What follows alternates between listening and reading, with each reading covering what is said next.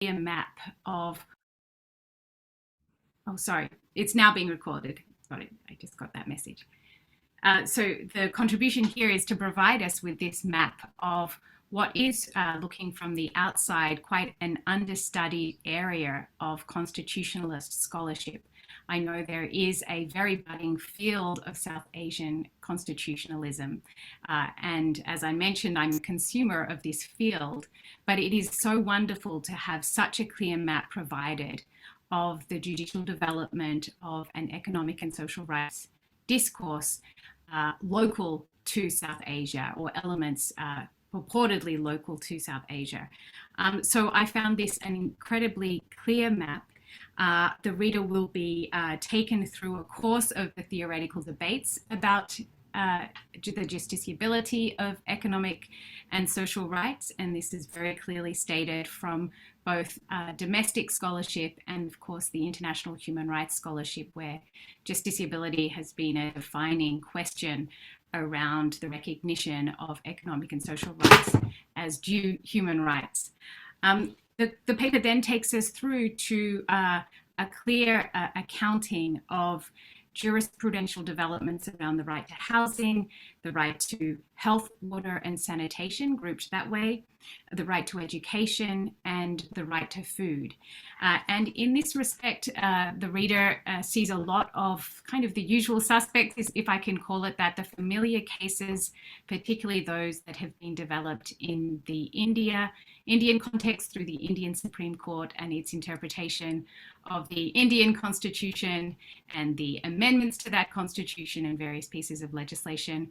This is a very studied area, I think, particularly the right to food jurisprudence, the right to education, legislative enactments and constitutional amendments, as well as the much older right to shelter or housing cases. So these are familiar cases, and these are threaded through in the paper with developments in other jurisdictions in South Asia, and particularly welcome in my evaluation is the discussion of developments in Nepal.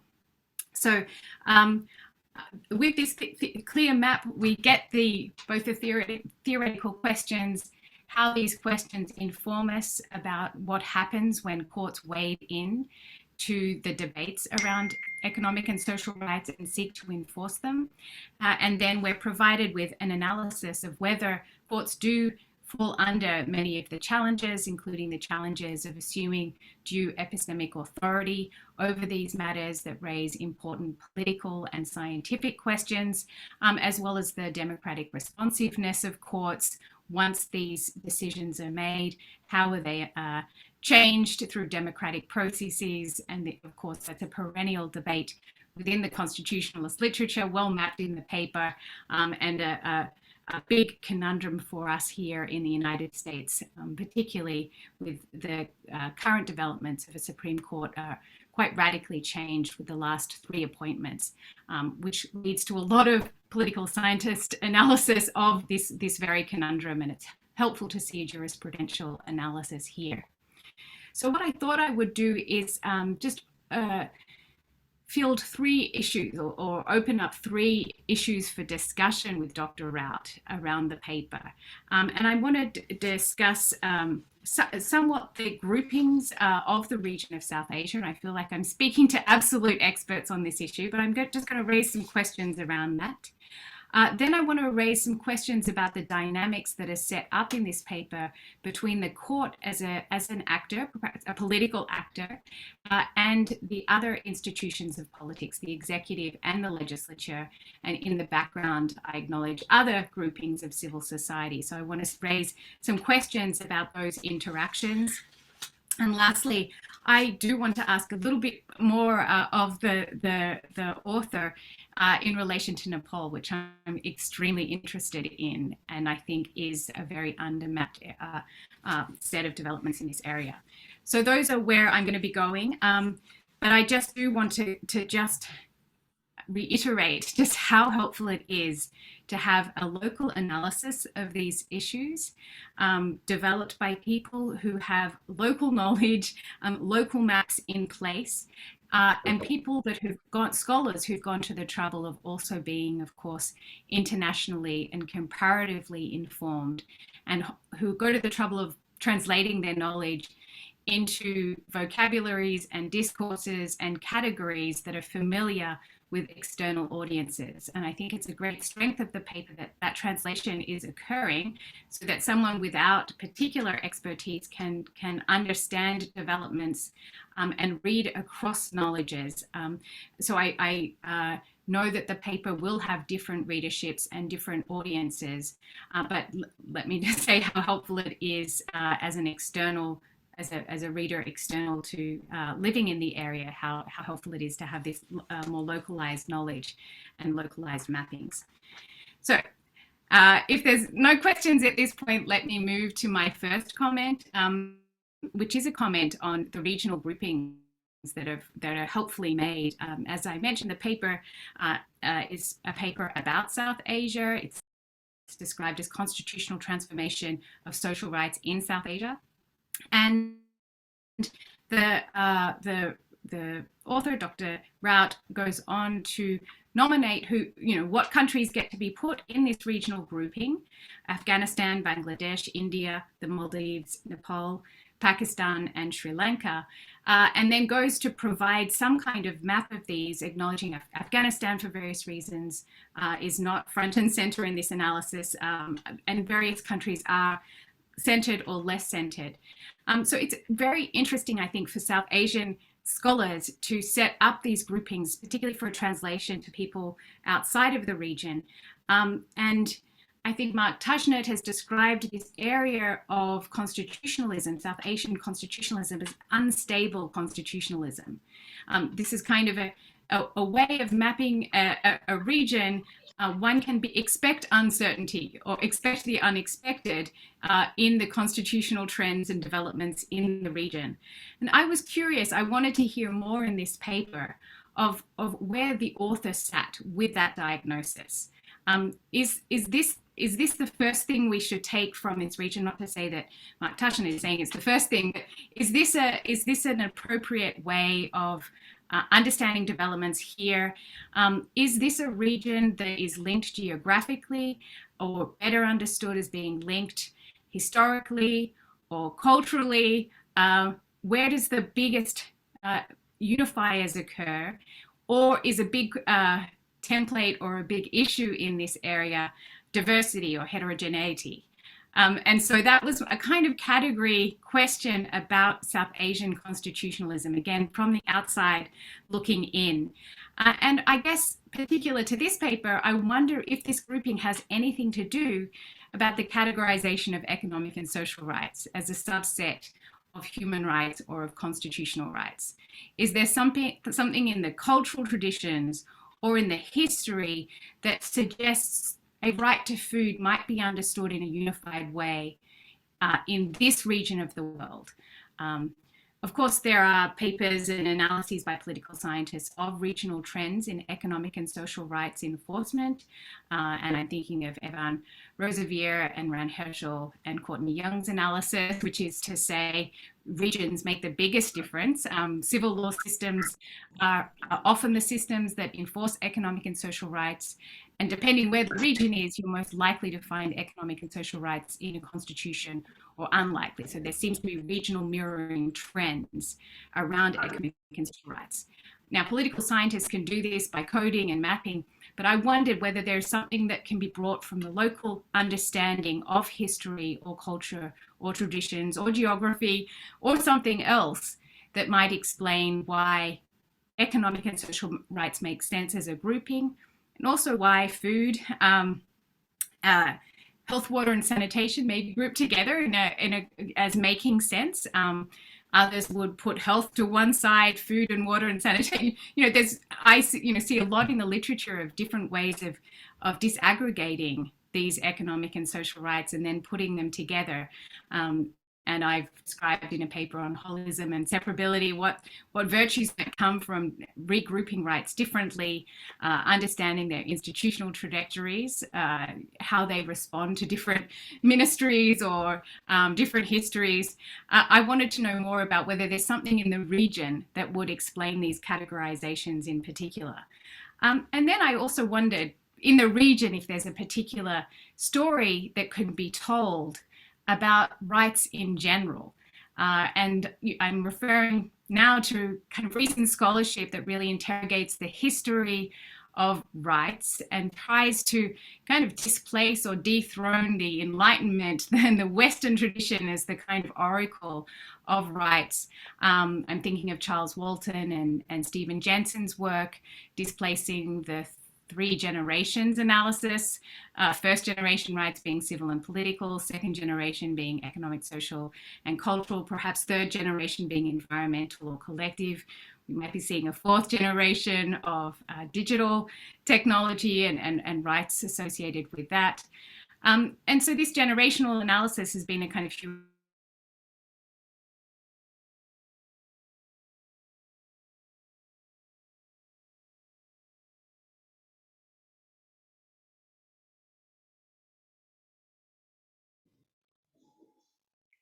Swati, history.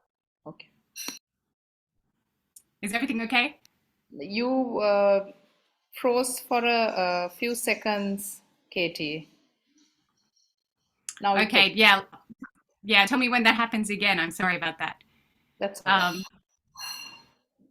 I can't excuse a power shortage, but perhaps a bad internet connection. So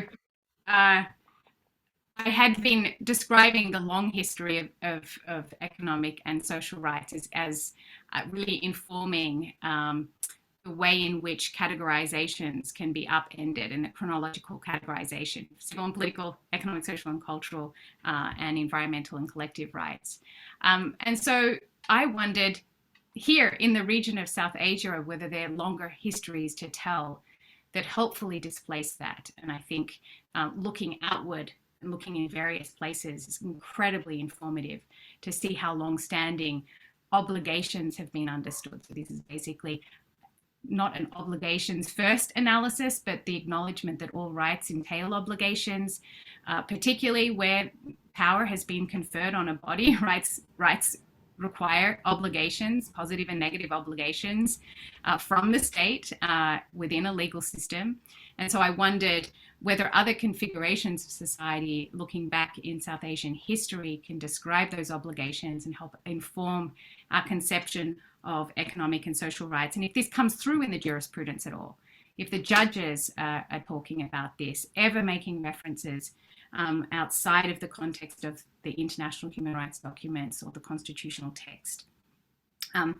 In that respect too, I was curious to see within this jurisprudence if these judges are siding each other, if there's a cross-fertilization of jurisprudence going on that might be brought out in the paper a little, or whether the judges are careful not to cite each other, not to cite the Indian Supreme Court as a kind of big player here, but actually deliberately try and develop their homegrown jurisprudence, which was a move made in the South African Constitutional Court, but obviously a move made at the same time as heavy citation of other courts, but still with a constant referential attitude of looking to the local.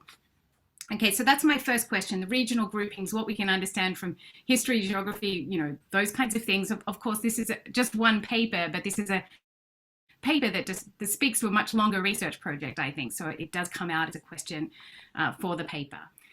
The second is the interactions I mentioned. I wanted to question about the judges and the other actors, the legislature, the executive. I think at one point there's a great phrase of executive lethargy used in the paper.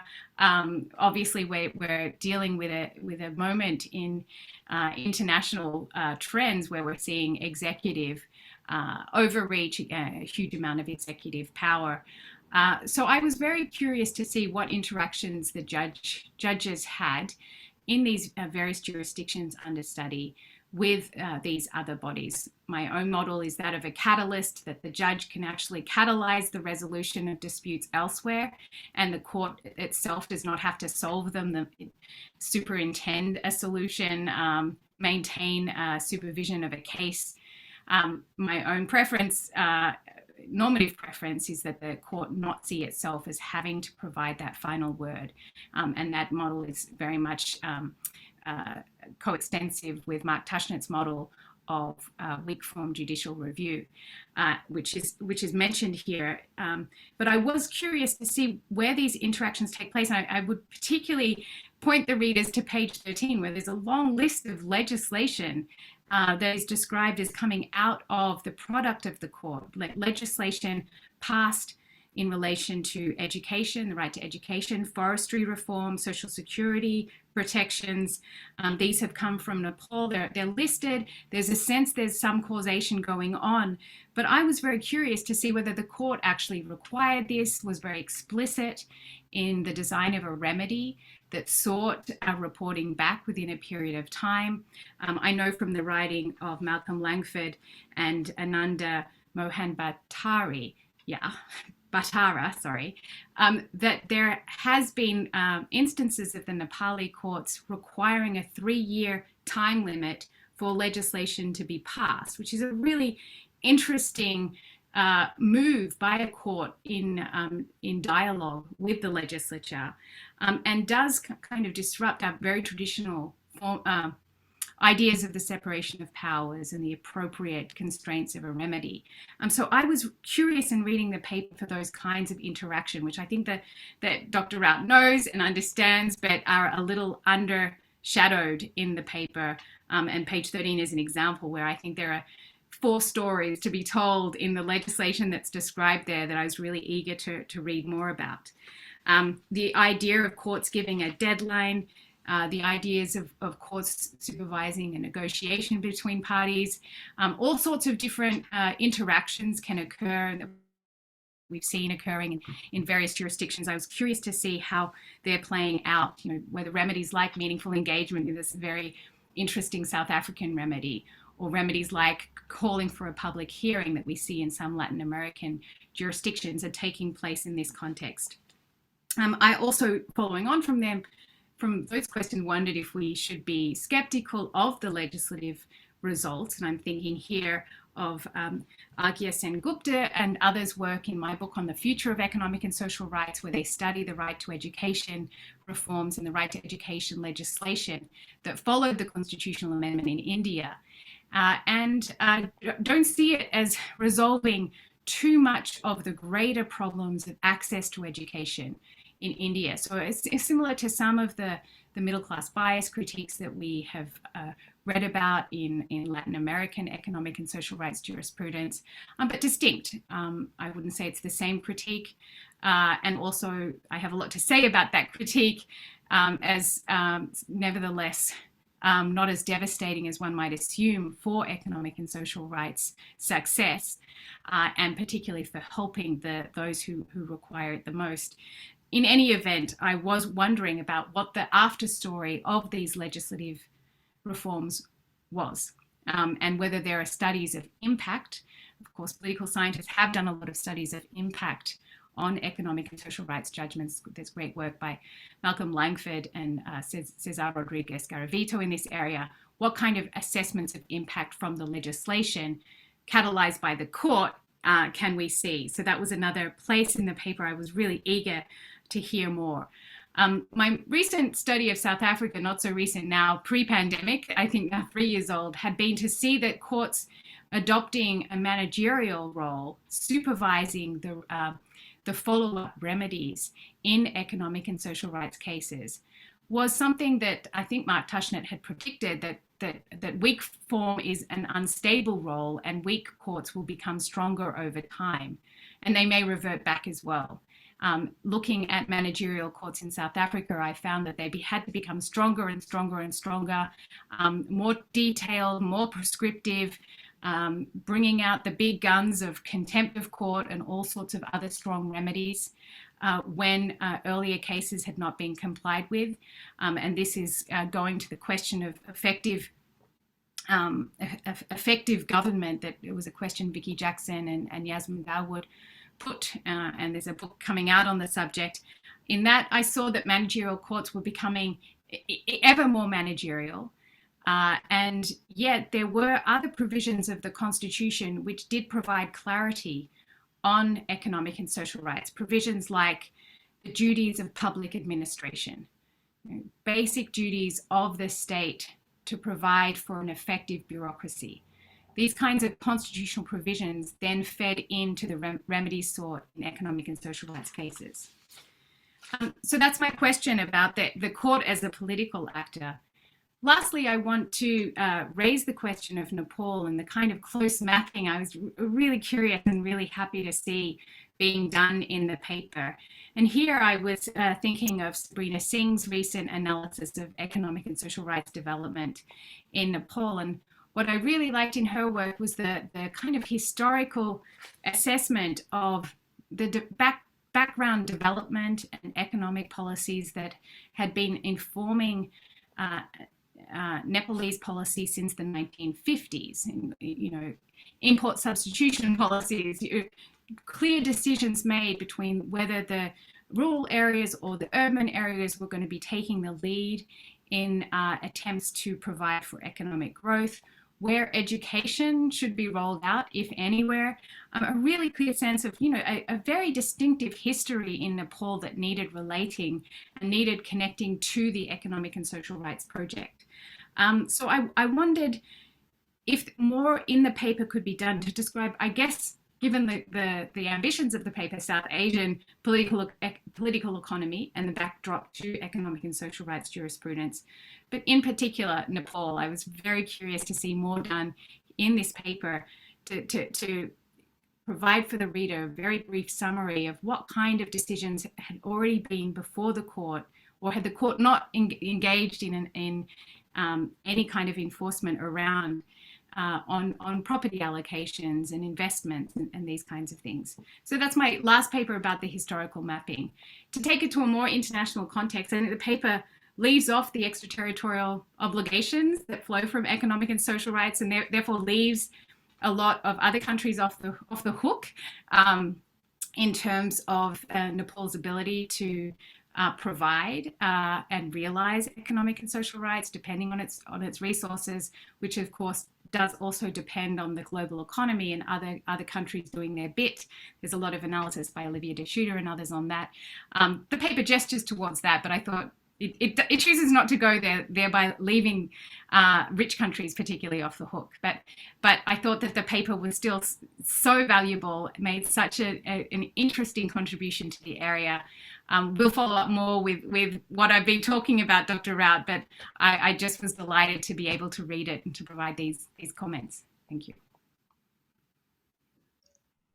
That was fantastic, Katie. I made detailed notes myself just listening to you. It was really fascinating. I mean, it was fascinating to read your paper, Balram, and then to hear Katie's response. And I mean, just to underscore what she said, this paper can make a really important and fascinating contribution to the literature on this topic, not just regionally, but also globally. So thank you very much, Katie. Balram, is there anything that you'd like to respond to? You can pick and choose. It's entirely up to you. Yeah, not too much I have to say that I respond, but just simply the thing is that in my paper, actually, of course, I have left many things that must have been addressed. But I just wanted to give the simple information that what are the propositions actually related to these generations to human rights. So that there are several propositions. Some says these are the laws and policies, and that this paper is actually based upon the propositions developed by Mark Busset and E.W. Beardag, who said that social rights was not legal rights, since they were not inherently justiciable. And then social rights were not justiciable since they involve the issues of policy and not law. So this is their proposition, and further it were these propositions have been elaborated or supported by the scholars like Ian Browning, Franklin Mitchell, great professor, Jeremy Waldron, Robert Alexi, Lone Fuller. So they say that if the social rights will be implemented uh, by the court, then there will be the problem of separation of power and democracy, issues of resources, expertise, and polycentric. Nevertheless, there is another proposition on the basis of which I have argued in this paper. Uh, they say right duty relation between states and citizens. So the scholars to whom I have borrowed and to whom I have read, so of course, Katharine G. Young, professor, that she has also her literature. Of course, I have left, I think, to quote her literature. A very good book I have read during my PhD, that future of economic and social rights. So I think in my this paper there may not be the citation, but in my PhD thesis, I think I have read her book edited by her. So that John Rawls, Katharine G. Young, Future of Economic and Social Rights, she has edited a very good book. And then the literature like the written by Malcolm Langford, David Landau, Sandra Lynn Benberg, and Professor Sandra Friedman, that they have argued that right duty relation between state and citizens, and that the social rights must be implemented by the courts. So that social rights must be respected, it must be protected, and it must be fulfilled. Why? Because social rights aimed at fulfilling certain material needs. So they are, whether we talk about the food, water, shelter, as well as providing access to justice. So simply, I wanted to say that social rights is not a right that which is only related with the policy, but it is also related with the law, which can be implemented. And if the state is not in a position, state is not taking care of it, then the judiciary can also enforce the social rights through its interpretation, taking the basis of the international laws as well as the constitution. And in South Asia, actually, if we talk about the social rights, then of course that India has been taking the leading role in the linking the social rights with the right to life through the judicial interpretation. So, and in the same pattern, the Nepalese judiciary as well as the other judiciaries of South Asia, the Bangladesh, Pakistan, as well as Sri Lanka. So the Supreme Courts of these countries have been playing also very important role in enforcing the rights. But in the South Asia, still the people are still on the same place where E.W. Bierdag and Mark Bouchet has raised the argument when IESCR was enforced. So it was the 1970s, but still in South Asia, there are certain, what do you say, the leaders or the lawyers or activists who say that still social rights are the related with the policies and it cannot be implemented because there may be the issue of the separation and power and the democracy, rule of law, resources, expertise is lacking in the judiciary, so they cannot implement. So my argument is that it is not like that, that even if we talk about the generation of human rights, then there are several civil and political rights which needs the resources, expertise, but they are implemented or enforced by the court without any question. And so the same thing is with the social rights. So that I think, and that South Asian judiciary has been also playing the important role. But the thing I miss in my paper, of course, that the historical part, of course, I miss in my paper, that that the pages and the the number of the pages, I think that in the paper, how many pages you can write. Of course, I have read the several articles which extends up to 100 pages and more than 100 pages. But in South Asia, even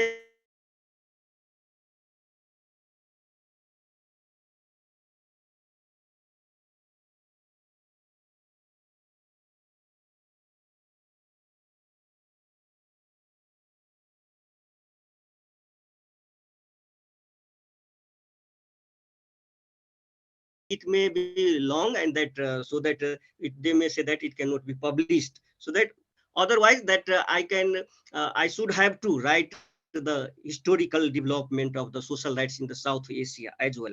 But how the judiciary in South Asia has been implementing the social rights, then I have just pointed out few things that in the beginning that judiciary Dr. of South Rao, Asia. Yes, yes, sorry, please. Yeah, if I please. may interrupt, Yeah, maybe since our participants have read your paper, yeah. maybe we can collect some questions and comments for you, and then we Okay. can come back to both you and also Professor Young Yeah, okay. to add to the discussion. That might be Yeah. more helpful for you, Yeah, if okay. that's Thank okay. you. Yeah, okay. So I too have some points to raise, but if anyone of our attendees would like to comment or ask a question, the floor is now open. You may raise your virtual hand. You may use and unmute your mic and speak your question, or you may also use the chat function.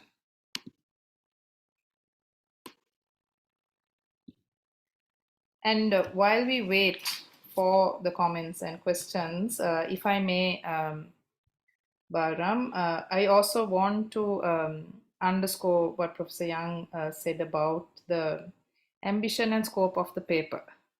At the JFF and in other forum where we sort of talk about law and South Asia, we have noted the lack of scholarship emerging from South Asia on South Asia.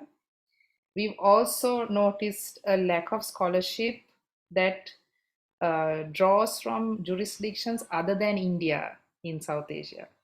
So your paper was very refreshing in that regard because it is focusing on a region in which we are seeing scholarship, but we should be seeing more.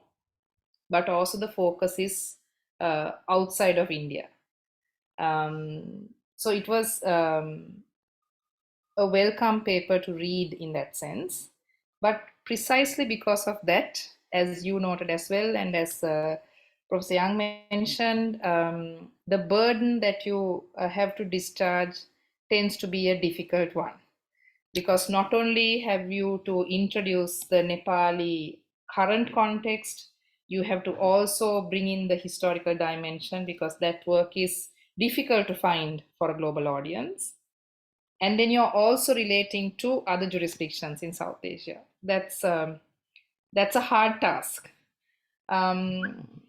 So I think one way to manage this challenge is perhaps for you to have a section in your paper in which you recognize the several dimensions that come alive in this theme. And then perhaps say, in this broader context, in which I can analyze all these different aspects, in this particular paper, I am focusing on, and mention the specific focus you want to have within a short paper, and then leave the rest for a future project. That way, you might be able to satisfy your global readership by both recognizing the different aspects that may not be addressed in your paper, but then also clarifying for them that this is in fact what you are going to focus on. I have more to say, but I can always even write to you. So let me read out the two comments on the chat. It's shared for everyone to see. So this is from Phaedrus. When there is a stable economic system, constitutional priority of social economic right may not be a constitutional priority. Similarly, in the absence of stable economic system, Constitutional priority on the social economic rights creates tension between executive and judiciary, particularly when the judiciary is standing for demanding state obligation to assure the social economic rights. In a country like Sri Lanka, where constitutionally unaccountable governing system exists, in which judiciary is constitutionally subordinated to the executive and legislative body, there is a constitutionally set entry barrier to social economic rights into the constitution and system. I would like to hear reaction of the author and discussants that without delicate separation of power, particularly in the Sri Lankan context, judicial activism on social economic rights is incompatible.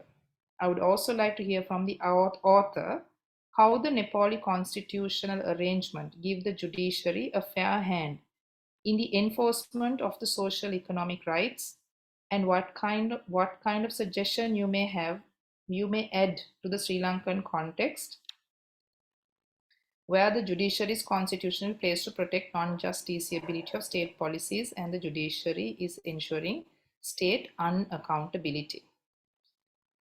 If I may just add one more to that list, Dr. Raut, and that is the question which Professor Young raised early on in her remarks about how you plan to manage the significant diversity in the South Asian region at multiple levels, on state policies, on socioeconomic rights, on what the Constitution has to say, and then also judicial strategies in enforcing ESCR rights. I'm sorry, we have placed a lot before you. This is, as I mentioned to you, this is not a workshop in the sense where we expect you to respond to all our questions.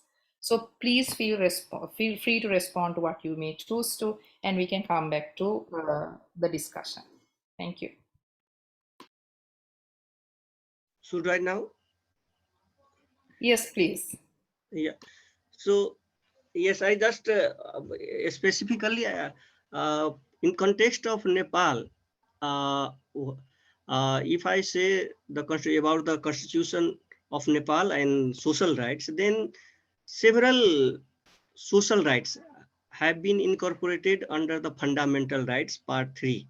So which are lacking in other South Asian constitutions. Even if you talk Sri Lanka, India, and as well as Pakistan, Bangladesh, those rights are lacking. Suppose the right to housing, then right to employment, right to labor, right to social justice, these right to social security, these rights are fundamental rights in Nepal, so which are directly implementable by the judiciary. So, and at the same time, the constitution itself provides that these rights should be implemented through the enactment of the legislation, and these legislations should be enacted within the 3 years. So it means that the constitution was enforced in 2015, and then government of Nepal is saying that all the laws to implement those fundamental rights have been already enacted. So, but the question is whether those rights have been enacted, implemented or not. That is questionable. That so several rights are still to be implemented, and people suppose that right to food is a sovereign right of the people in Nepal as per the constitution. But several cases are there where people are dying from the starvation or hunger. Then, so, but from the provision point of view or from the constitutional point of view, provisions are there. And from the judiciary, of course, for the South Asian judiciary, that judiciary tries to implement the social rights through the decision, but at the same time, there are some problems to implement those rights. Suppose that if the court is giving the decisions, but they are not implemented, then again there is the problem with the court, that what to do or what not to do, because it is giving the decision. It means there will be the less importance of the judiciary, and the executive will prevail over the judiciary. So judiciary should think about it, and that is also going, judiciary is thinking about it, because there are, as per the record of Nepal, that more than 250 cases decided by the Supreme Court, but they are not yet implemented. So judiciary also try to restrain itself, that better to do the dialogic approach. It means sometimes they also see, wait and see, that they keep the decision in hold and order to the government that do these things. So that is also happening. So like the India, that in the right to food case, that the Indian judiciary that started to decide in 2000, start to decide on the right to food in 2001, but released the government of India in 2013 only, when the government of India enacted Right to Food Act. But still there is the question. In 2017, Swaraj Abhiyan filed a case again, because government of India did not appoint the commissioner of the food. So that is the question, that and there are the series of the cases that is going to happen, that right of the slum dwellers, that the cases are already decided by the Indian judiciary. But in Nepalese context, if you see the rights of the slum dwellers, then there are several cases where their rights are being violated, but still courts are silent. But another problem with the judiciary of the South Asia is that they are, with due respect of the courts or the judiciary or judges, they are to some extent also politicized. So that, for example, the cases of the social inclusion, that they have also decision based upon their community or their personal biasness as well. In Nepal, there are two cases, that there is the Jagdev Chaudhary cases as well as the Binay Pajiar cases. Those two cases were related with the social inclusion. But if you read those cases, then it will be completely kind of frustration to the people who are working in the sector of the social rights. So that is also the thing, as well as that the for the what we call the civil society. Civil society has been also playing very important role to some extent to support the judiciary, but it is not up to that extent, which may be sufficient or which may be good backing for the judiciary, so that it can have the very good decision and social rights can be implemented. So these are the things that I wanted to say. Yeah. Thank you, Dr. Raut. That was very helpful. And actually, listening to you, we are getting the more granular description and analysis that I think Professor Young was referring to, which would be very useful for a global readership. Before I invite Professor Young to come in, if you would like to, let me also read out another question in the chat by Danya. Kindly give your comments on positive discrimination provided for economically weaker sections in India. Are there similar provisions in other South Asian constitutions? Professor Young, you may not want to respond to this question particularly, but if there's anything you want to say about what has been said so far, the floor is yours. Yeah, I'll respond to the earlier question on instability, and I we've all been watching Sri Lanka very closely. Obviously, economic and social rights do not speak to the whole promise of a constitution, and they can get in the way of that promise if they overpromise. And the international human rights instruments were somewhat carefully designed to describe these rights as subject to progressive realization according to maximum available resources. In the Universal Declaration, that's understood in the context of a social and economic order in which all rights can be realized.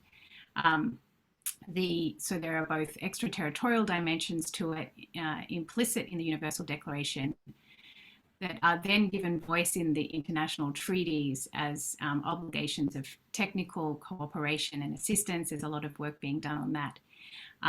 So I think understanding what the promise is has to be understood in a transnational context and a global context as well as a national context. but economic and social rights are then just one part of what a local domestic constitution is guaranteeing. And stability in government is one of those primordial requirements.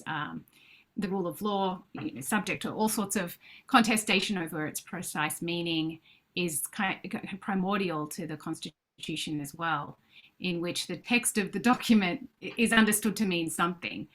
And, there's been great work done on the fact that that something doesn't necessarily mean an enforceable provision with a remedy at the end of it.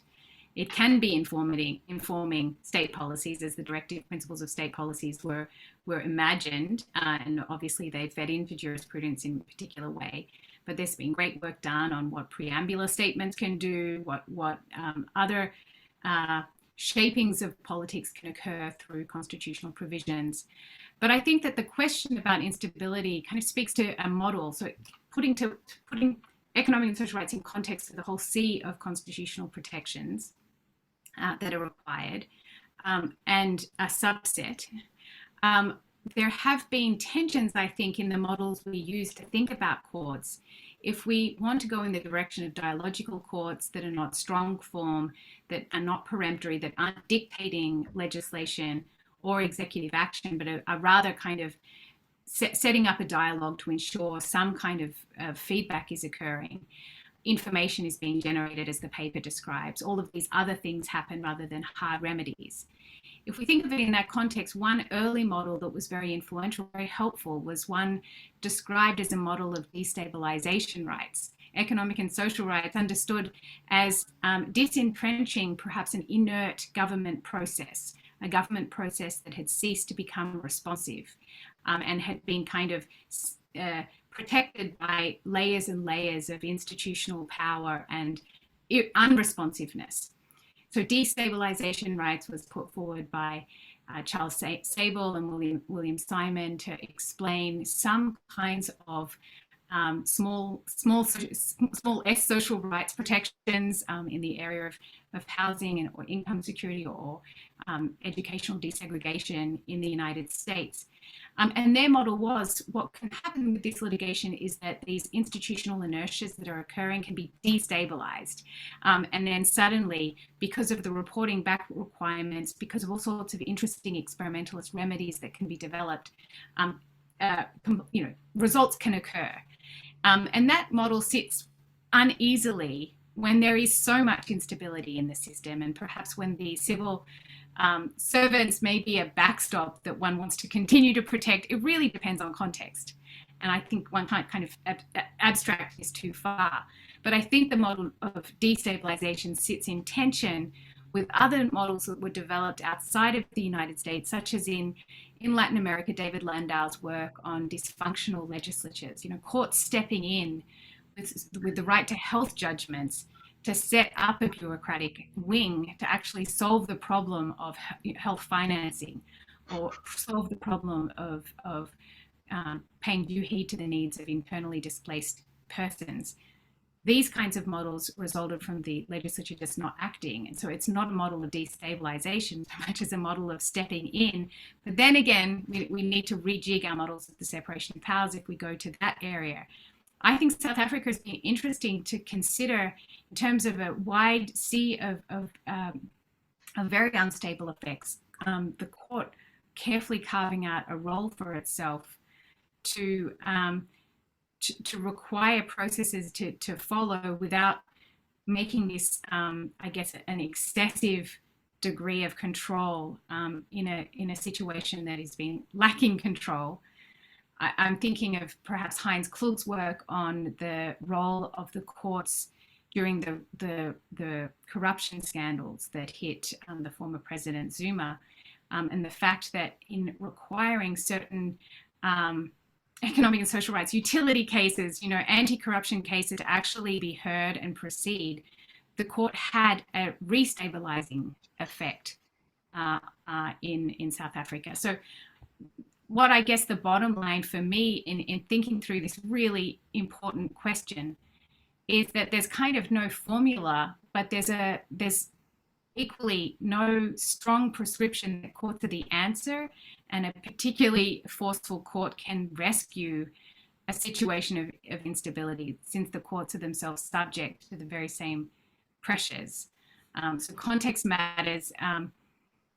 Who's on the court matter. All of those things do matter, but nevertheless, it's not a situation in which I think we can just discard courts in that context.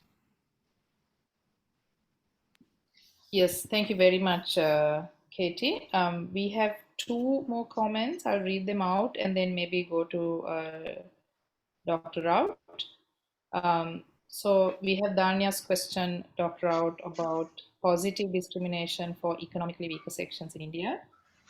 And then another comment to Katie. Are you trying to say that the court can look into public interest litigation on socioeconomic rights without adversarial approach, rather as a driving force to recognize state obligation? In that case, the notion of rights plugged with remedy may need to be redefined. Yeah. Also, yeah. We'll do this round and then I'll come back. I wanted to go back to Dr. Raut's paper and add further comments, but let's do this round and do that.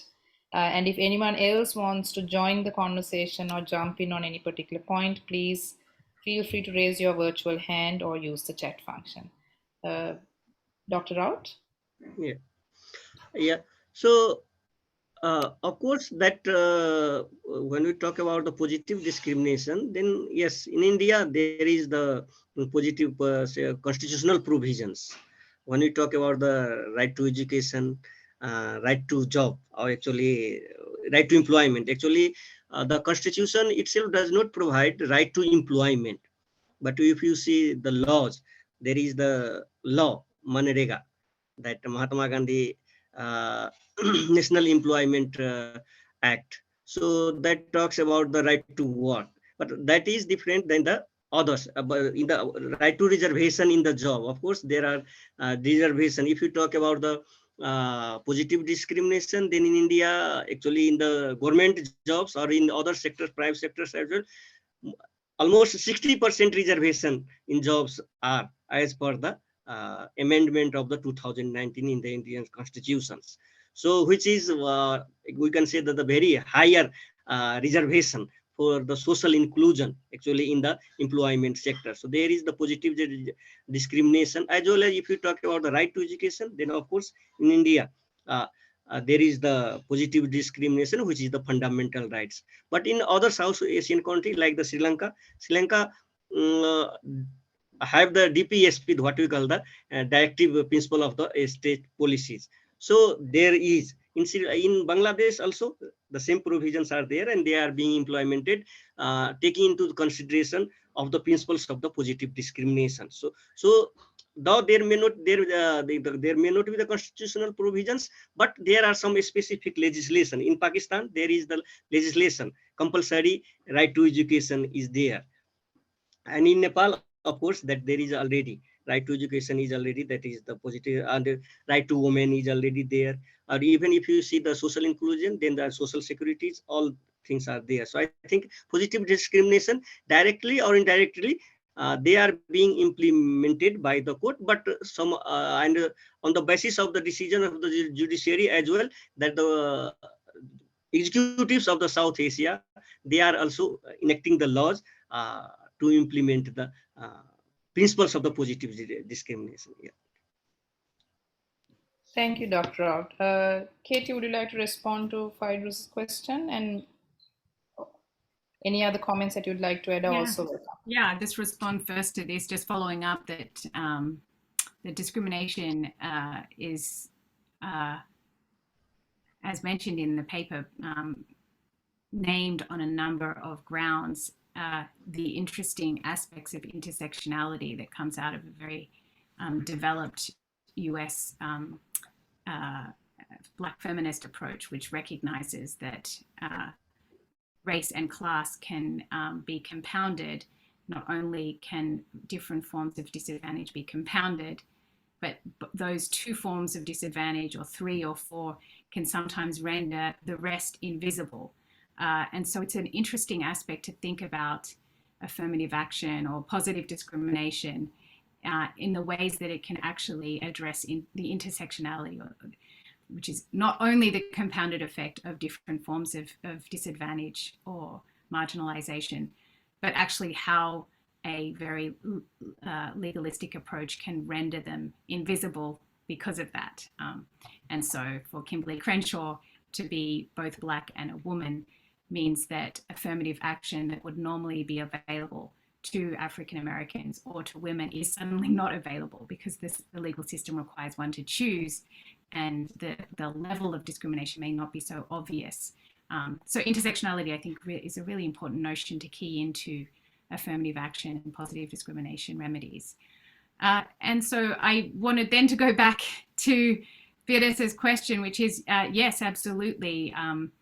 The right and remedy marriage that we kind of learn in first year law school does have to be dislodged in the economic and social rights context, in a sense that it can't be so neat when one recognizes that there is a whole myriad of different obligations that flow from economic and social rights. So, you know, in international human rights law, it's obligations to respect, protect, fulfill. They form different, they connect with different strategies of implementation. And so the remedy is not a clear-cut one. Even in civil and political rights cases, obviously, the remedy is not a clear-cut one. But it does mean that I think we have to become more comfortable with softer remedies, remedies that require legislation to be passed to fix the problem, rather than remedies that call for the plaintiff to be made whole in some very individualized sense. So I've written elsewhere on the problem with kind of individualized remedy in the housing context, which might lead to then a political discourse of queue jumping or line cutting. You know, the successful plaintiff gets their remedy individualized when everyone else is not, their situation is not fixed. Then that becomes another reason to form political hostility to a member of a class which should be in solidarity, you know, people affected by a lack of housing in some way. So an individualized remedy that would make the plaintiff whole may not be the goal in economic and social rights cases, and even in civil and political rights cases. We need to kind of dislodge that. I think that work on weak form review rather than strong form review makes this point. Mark Tushnet's work, Rosalind Dixon's work, my work on catalytic courts. There's a lot of different work that tries to make it both less a matter of individual remedy, but also less a matter of adversarial litigation. Thank you. That's very helpful, Katie. Just going back to your invitation to Balram to think about historical justifications and reasoning that can inform this present debate on enforcement of economic, social, cultural rights, but also thinking about state responsibility. I was reminded of three examples that I thought might be useful to share, Balram. One is, of course, Amartya Sen's work. And then when you read Amartya Sen's work, you also see the influence of the work by Rabindranath Tagore. So I was just wondering, not necessarily for you to use them in this particular paper, but in developing your own argumentation in this field, whether these are two scholars that you want to consider. And then in terms of case law, some of us have been talking about how the Indian court gets cited in the South Asian jurisdictions, but not necessarily the non-Indian jurisdictions in the Indian Supreme Court's jurisprudence. So perhaps as scholars like us who are working on the region should also be thinking about non-Indian case law that we can read and think about in developing arguments. So from Sri Lanka, and I mean, my students hear me praising this case quite often. The Etpavala case of 2001, I can place the reference in the chat later, decided in 2001, did a lot of the work that Katie spoke about. It drew from Sri Lanka's history in talking about environmental rights. It went beyond the sort of the current notions of public trust doctrine. In 2001, the court spoke about sustainable development, stewardship of not just the state, but also the citizen. So that is one example of South Asian jurisprudence, which is not Indian, which also tries to, I suppose, indigenize the reasoning for requiring the state to recognize its obligations, but also to authorize and develop the mandate of the judiciary to hold the state accountable when plaintiffs come to court. And I really liked Professor Young's point about thinking beyond making the petitioner whole when we think about remedies. So there's a sort of a rich idea there for you in taking this paper forward, Balram. Is there anyone else who would like to add any comments or raise any questions? Others, Balram, would you like to come back to any of the points you discussed so far? Not I have anything more to respond. Just simply I will try to incorporate the things that Professor Young and you and others as well have raised, so that I can make it better and that make it readable, not only for the South Asian but also for the other regions, and so that it will be a kind of good literature. So I have only to say thank you very much for such enlightenment suggestions and comments on the paper that I have written or submitted today. We discussed. Thank you. So I have a comment sent directly to me, which I will read out. On Balram's paper, social inclusion but ideological exclusion may be flagged if not discussed. It may be a significant reflection to understand how to approach social rights. So I just want to read that out as well.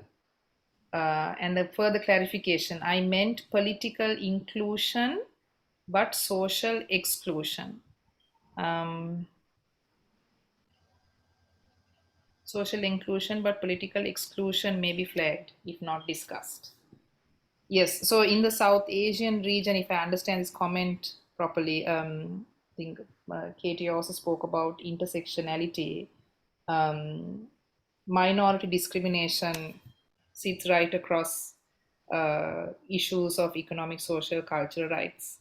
So any discussion, whether it's of judicial enforcement of economic, social rights or beyond, will also require that we add that dimension to understanding either the approach of the judiciary or of the other branches of the state.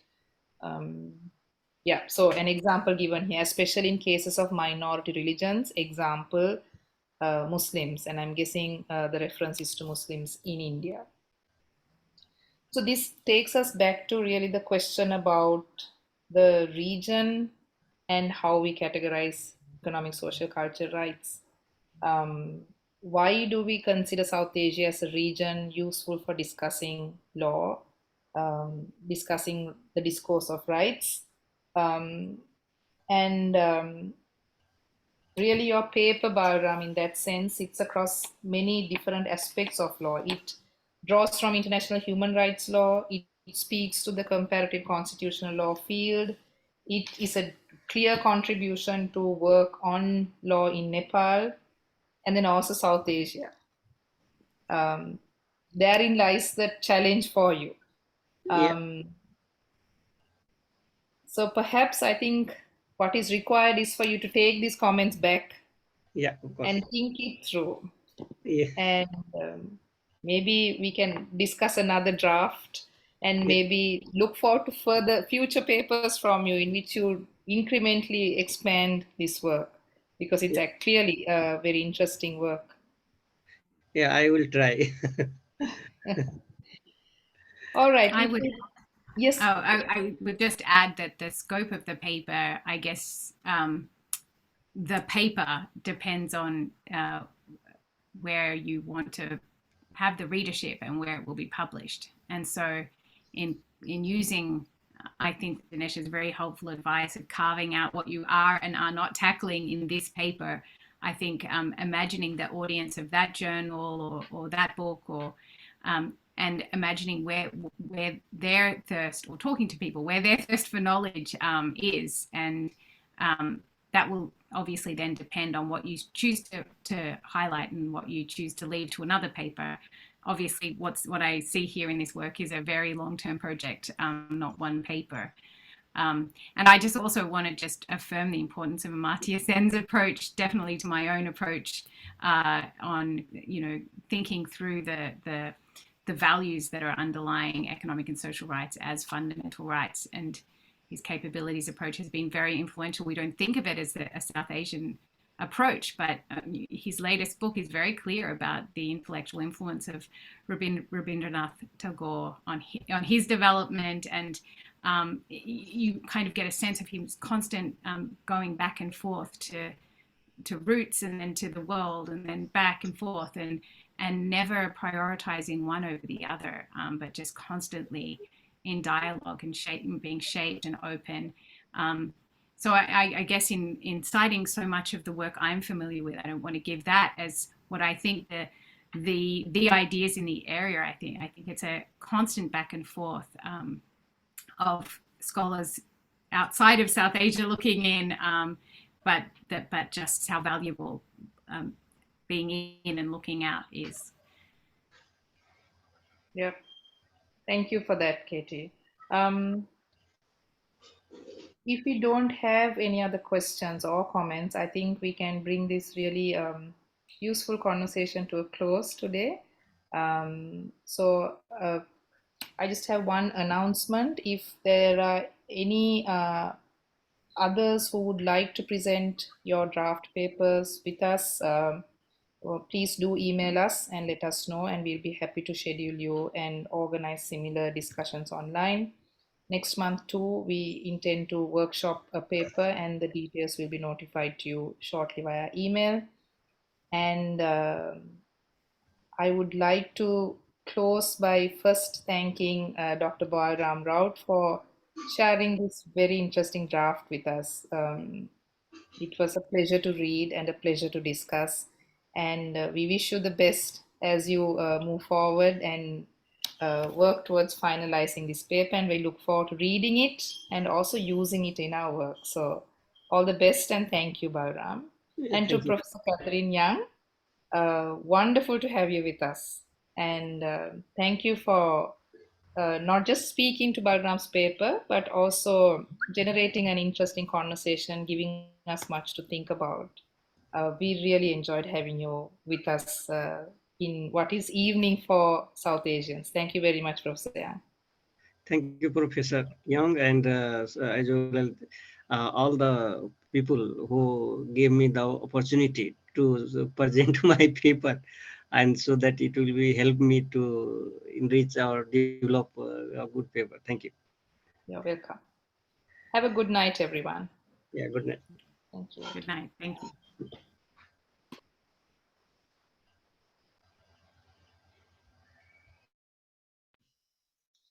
Deva, may I ask you to stay on for a few minutes with Swati, if that's okay?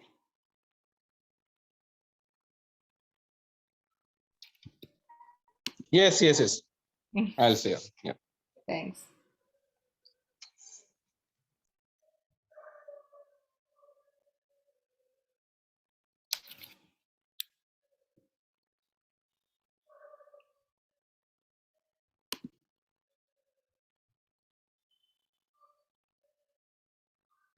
Okay. Hi, Deva.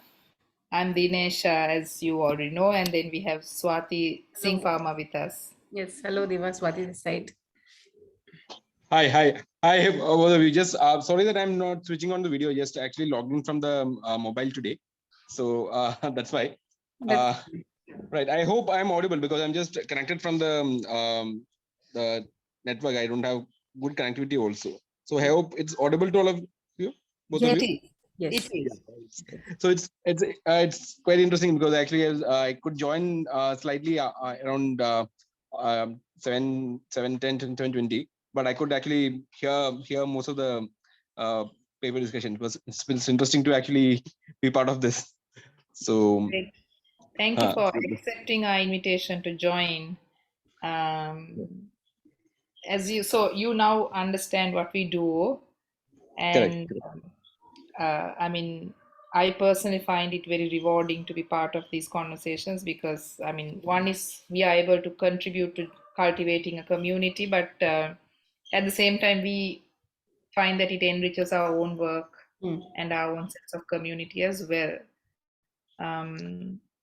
And I thought True. Katie was really good today. Yes, That was yes. very. I made As my actually, I was just noting down some of the articles being mentioned by Katie. I was just taking it down, which was in the chat. I was just taking down also.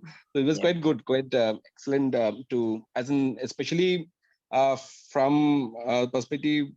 So just personally also, I actually teach at a business school. I'm teaching law at a business school where I'm slightly out of complete touch with the law school. So that is where I find it's much more engaging to be part of this conversations as well.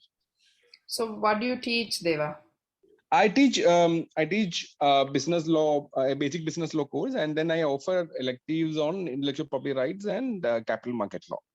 So that's what I basically teach at IIM Kozhikode, International Management Kozhikode. So even though actually I did my master's in human rights law from National School Bangalore, and then I did my PhD basically on international law, space law and environment law aspect. But as of now, from employment perspective, I'm teaching more from business commercial law aspects. Understood. That happens particularly, I think, in our part of the world. Sometimes you have to navigate these unexpected demands that come your way, isn't it? Correct. So plus actually was more of also a part where I either had to take a call whether I want to be in Kerala because of family reasons, or I'll have to move to law school and not be in part of Kerala. So then, yes, as you mentioned correctly, yes, actually had to take that call, that context. Swati, do you want to very quickly take Deva through what we do and then maybe introduce the WhatsApp group to him? Yes, I'll do that. So, Deva, there are 3 sections to take care of. So, one is the Twitter, one is the mail, our official mail ID, which is jffilt20@gmail.com, and the other one is our YouTube channel. So, we have 3 fronts, 3 social media platforms that we work on. So, for the Twitter, we so starting from the poster, as we get a draft paper, we usually try to find the relevant discussants for it, reach them out and match the time zones, and then finally once they're finalized, we have to check with the times of the authors, the discussant chair, at least 2 from the group, from our group, and then finalize the date. Now once the date and time is finalized, we make a poster, which till now Animesh used to make the poster, and then with all the details we used to float the poster on our Twitter. We have not been very frequent on Facebook because Animesh, I guess he is not on Facebook. I am also not on Facebook. Earlier we put it on Facebook also, and then we advertise it on our Twitter handle. Now, at the same time, since our first JFF, I think in 2020 July, we started making all the members in our JFF mailing ID, which is the Google group. So Google group has saved around 450 participants who are part of our mailing list. So we shoot a mail along with the details of the e-poster and the draft paper 3 to 5 days before the workshop. Yes, because it's a pre-read workshop.